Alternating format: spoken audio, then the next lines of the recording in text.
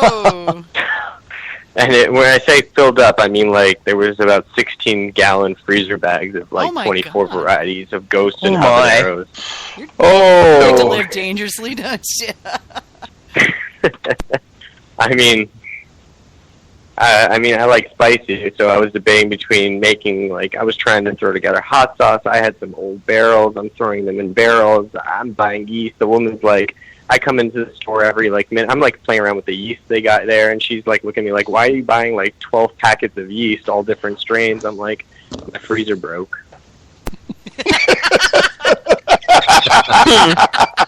That was what happened to me. Is I'm down there and I bought the 15-gallon fermenter, and I got all these different yeasts, and I got and then I realized I couldn't find half my gear, so I got a new hydrometer because I had no idea where my hydrometer had gotten to, and I did eventually, of course, as soon as I bought one, I found the old one, but and then I needed new hose, so I got more hose and got more airlocks because my airlocks are ooky looking and I didn't want to use them, and so it was like I walked out of there with like $150 worth of stuff, and they're like, "We like you. You need to come more often." What happened? Yeah, they learned my name after that.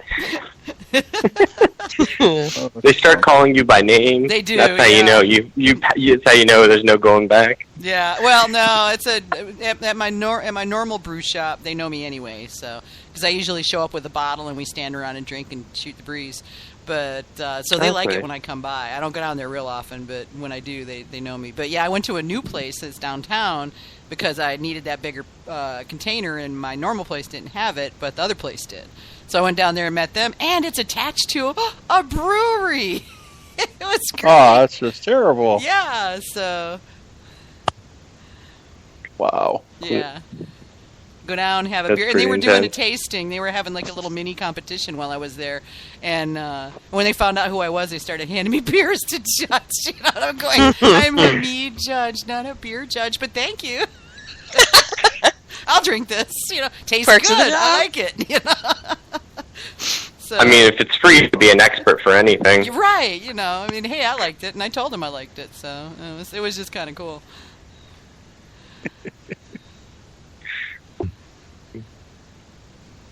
Yeah, mead's not big in my area where I'm in my town. I go to parties, they're like, what's that? I'm like, it's mead. They're like, what's that? It's like you use honey as the main fermentable. They're like, cool, so it's like wine. I'm like, no, mead.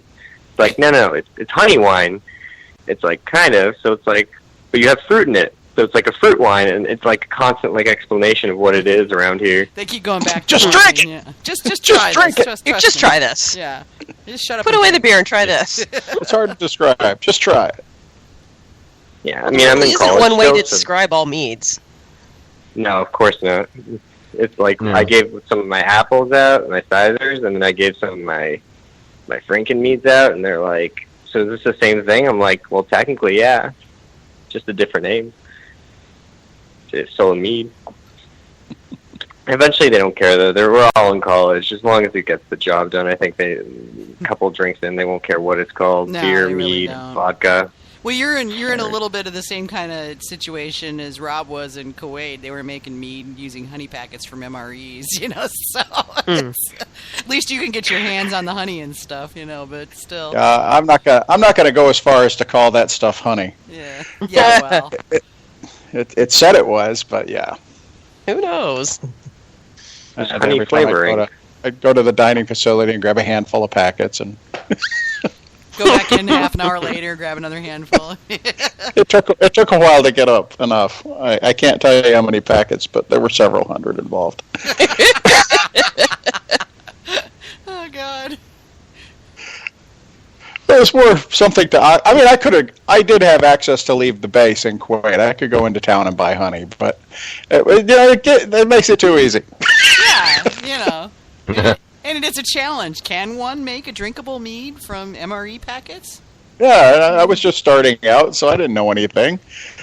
I remember seeing some of your posts about that, and it just cracked me up. What was it, Chinese honey? That would be the cheapest.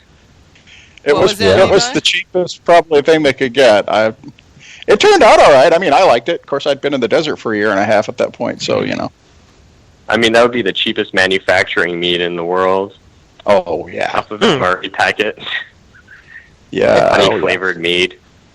Honey flavored mead. Ew. Well, there Yeah, I are mean- honey flavored meads. I mean, there are meads that are wine with honey added. Yeah, I've had a couple of them. Yeah. They're not all bad. No, they actually taste pretty good. They're just not mead, but they're fun to drink. If Yeah. you didn't ferment the honey, it's not mead. Yeah, exactly. Right. Exactly. You just added honey to something that's not mead. Yeah. Right. I forget the. Yeah, the- I had one of those today. Oh yeah. Yeah, raspberry. It said mead, and then on the back it said 85% raspberry honey, like 25 or 20, whatever it was, like 15. I don't even know. It was just a mess. Actually, it said 85% raspberry mead and 85% raspberry honey, which made no sense. It was like some weird bottle. I'm like, I don't know what this is. When I took a sip of it, it literally tasted like they just threw some honey in after they made the raspberry wine. It tasted terrible. Huh. Some people just don't get it. They just think they can be. It was from Whole Foods. It was like in like the hipstery aisle, like the local and whatever. So like it was a small place. That's all they can get away Who's with. hipster Sounding mead? cool. Hipster mead. Oh no. Oh, that's just Yeah. so wrong. I'm not going to Too get cool into for that Not gonna category. go there. Yeah, I could. I I am- could, but I won't. I will actually say it. I'm not cool enough to do a hipster mead section. Yeah, no, that's not gonna. I happen. thought it was hipster by drinking Malvino, but apparently there's something new out there too. There's more hipsters.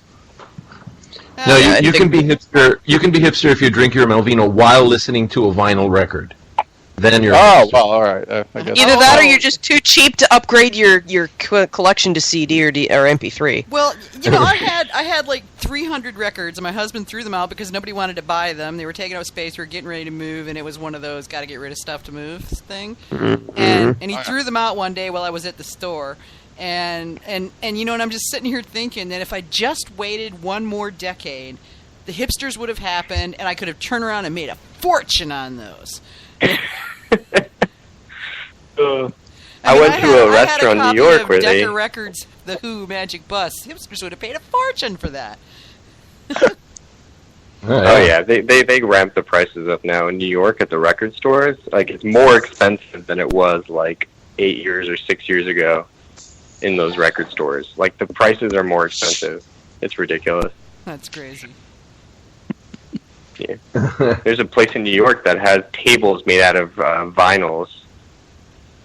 No, that's the bar's kinda not cool. too great, but Yeah. yeah, the tables are nice. I had wanted to take some of my lesser ones, and like make some kind of wall art with them. Yeah,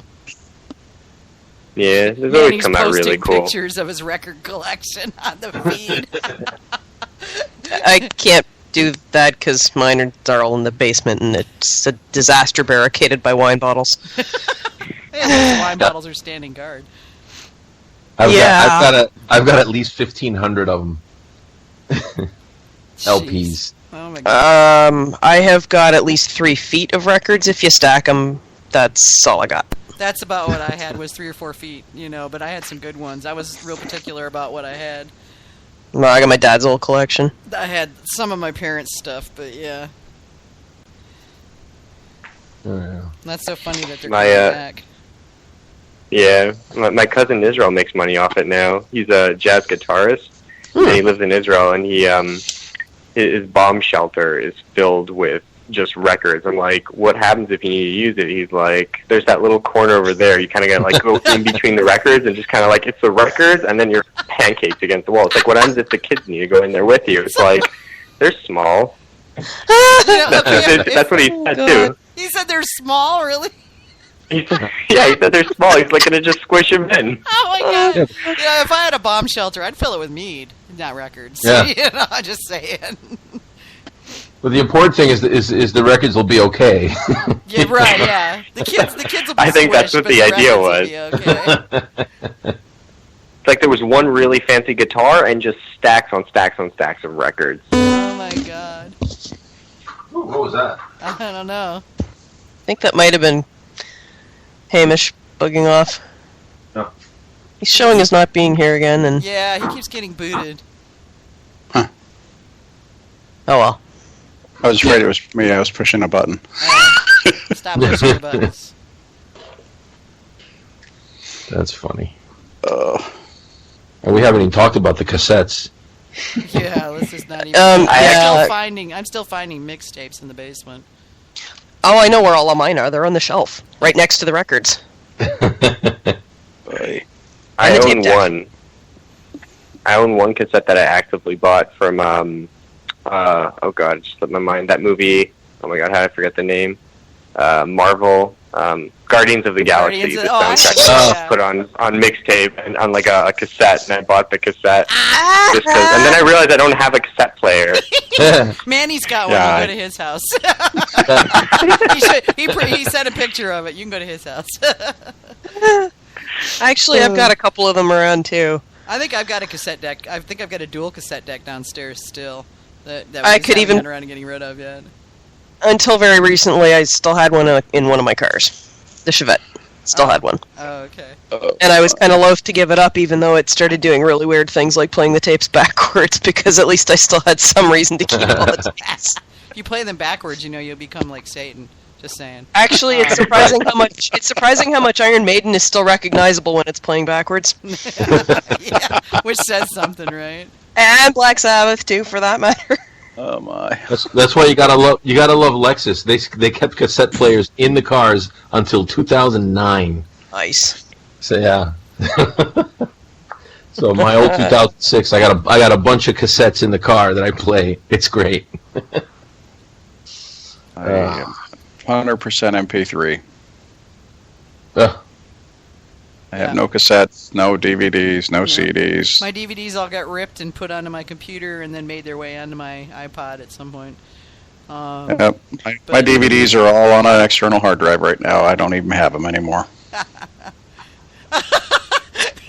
All right, stop with the gaming terminology.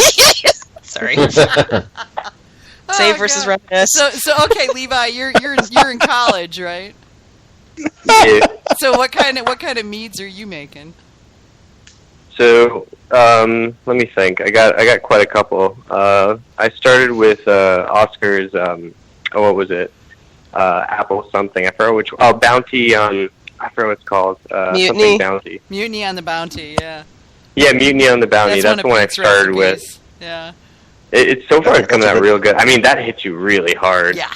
Pete doesn't That's make the one I actually need. His recipes I won a major solid. cup medal with that one. That's a very good recipe. Yeah. Well, all of the it's most of the fantastic. recipes in the patron section are there's many of them that are medal winners. Yeah. Oh, you know what's my favorite so far?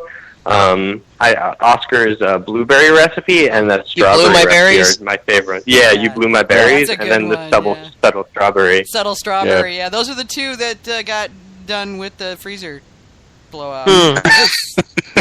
So I actually buy them all frozen because then it's easier to mash. Because I have a grape crusher, but sometimes with like blueberries, they kind of like squirt out like little like mush. They kind of just go through the grate, so it doesn't work well. So frozen is just so much for easier. small amounts, I use a food mill, and it works okay for wild grapes, and it works okay for currants and blueberries, but it doesn't work for anything harder than that. Like it definitely will not work for cranberries. Those you got to boil until they pop. Yeah, it's just a little hand-powered food mill that works fairly well for that type of thing, and it just it looks like fan blades, and it just sort of crushes them up against a grill. Oh, yeah, that works. And it works fairly well for softer fruits, but not very well for anything hard. I take a potato masher to mine. Blueberries, strawberries, like that, the softer ones.